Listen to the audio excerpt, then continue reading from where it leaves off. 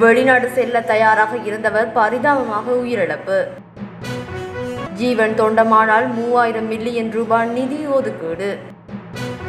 கட்டுப்பணம் செலுத்தினார் சரத் பொன்சேகா.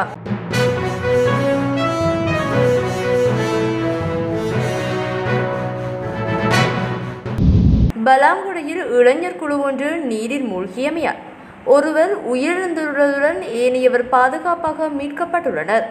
கொரியா நாட்டிற்கு செல்வதற்கான பரீட்சையில் சித்தியடைந்த இளைஞர் குழு ஒன்றை தமது சந்தோஷத்தை வெளிப்படுத்தும் வகையில் சுற்றுலா சென்றுள்ளனர்.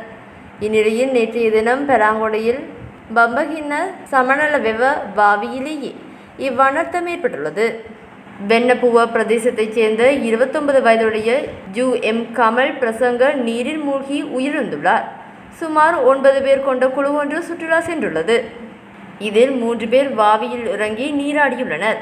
ஏனையவர்கள் கரையில் இருந்துள்ளதாக விசாரணையில் தெரிய வந்துள்ளது. மூவரில் ஒருவர் நீரில் மூழ்கியதை அடுத்து ஏனைய இருவரும் அவரை மீட்க முயற்சி செய்துள்ளனர். அவர்களின் முயற்சி பலனளிக்கவில்லை. இந்நிலையில் குறித்த வீதியினூடாக பயணித்த ஏனைய இருவரின் உதவியுடன் இளைஞனை மீட்டெடுத்து பம்பகின பிரதேச வைத்தியசாலையில் அனுமதித்துள்ளனர். அவர் பலாங்குடை வைத்தியசாலைக்கு பின்னர் மாற்றப்பட்டுள்ளார். எனினும் அவ்விளைஞன் ஏற்கனவே இறந்துவிட்டார் என வைத்தியசாலை நிர்வாகம் தெரிவித்துவிட்டது. உயிரிழந்த இளைஞன் ரத்தினபுரி கொடகேவல பிரதேசத்தில் உள்ள தனது சித்தப்பாவின் வீட்டில் தங்கியிருந்து கொரியா நாட்டிற்கு செல்வதற்கான பாடநெறியை ககவத்தையில் பயின்றுள்ளார். சுமார் 3 மாதங்கள் பாடநெறியை முடித்துக்கொண்டு தென்கொரியாவுக்கு செல்வதற்கு தயாராக இந்த நிலையில் இந்த துயர சம்பவம் இடம்பெற்றுள்ளது. வாழ்வாதாரம், கல்வி மற்றும் ஏனைய நடவடிக்கைகளுக்காக 3000 மில்லியன் ரூபாய் நிதி ஒதுக்கீடு செய்யப்பட்டுள்ளதாக நீர்வளங்கள் மற்றும் தோட்ட உட்கட்டமைப்பு வசதிகள் அபிவிருத்தி அமைச்சர் ஜீவன் தொண்டமான் தெரிவித்துள்ளார். ஊடகவியலாளர்களுடனான சந்திப்பு ஒன்றில் கலந்து கொண்டு உரையாற்றும் போதே அவர் இவ்வாறு குறிப்பிட்டுள்ளார். மேலும் தெரிவிக்கையில், இதில் அறிவெழுச்சி என்ற திட்டத்தின் மூலமாக 19 ஆசிரியர்கள் இந்தியாவிலிருந்து வருகை தந்துள்ளார்கள். குறிப்பாக இவர்கள் மத்திய சபரகமுவ ஊவா மாகாணங்களில் பயிற்சிகளை வழங்க உள்ளார்கள். முதல் தடவையாக இந்த திட்டத்தின் கீழ் ஆசிரியர்கள் மட்டுமல்லாது மாணவர்களும் இணைந்து பயணிக்க உள்ளார்கள். குறித்த திட்டமானது இன்னும் 3 மாதங்களுக்கு நடைமுறையில் இருக்கும் என்பதோடு தொடர்ச்சியாக இதை நடைமுறைப்படுத்துவதற்கு தயாராக உள்ளோம் என்றும் ஜீவன் தொண்டமான் குறிப்பிட்டுள்ளார்.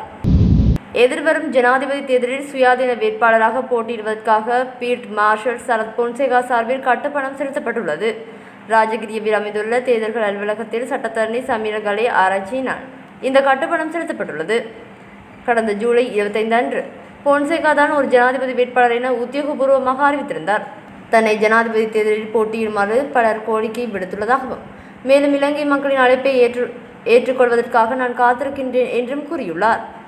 2010ஆம் ஆண்டு ஜனாதிபதி தேர்தலில் பொது எதிரணி வேட்பாளராக போட்டியிட்ட முன்னாள் இராணுவ தளபதி இலங்கையை முன்னோக்கி கொண்டு செல்வதற்கு தன்னுடன் இணையுமாறு ஒவ்வொரு இலங்கையரையும் அழைப்பு விடுத்திருந்தார். இலங்கை இராணுவத்தின் 18வது தளபதியாக இருந்த அவர் அதன் பின்னர் ஜெனரல் அந்தஸ்துடன் ஓய்வு பெற்றார். 2010ஆம் ஆண்டு ஜனாதிபதி தேர்தலில் அப்போதைய ஜனாதிபதி மஹிந்த ராஜபக்ஷவை எதிர்த்து போட்டியிட்டு பொது எதிரணி வேட்பாளராக அரசியலில் பிரவேசித்தார். ஜனாதிபதி தேர்தலில் தோல்வியடைந்ததை தொடர்ந்து அவர் பொது தேர்தலில் நாடாளுமன்றத்திற்கு தேர்ந்தெடுக்கப்பட்டார்.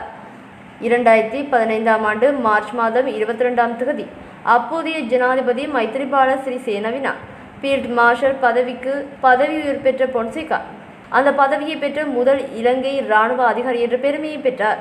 இதுவரையில் 16 வேட்பாளர்கள் தேர்தல் ஆணையத்திடம் தனது கட்டுப்பணத்தை செலுத்தியுள்ளனர்.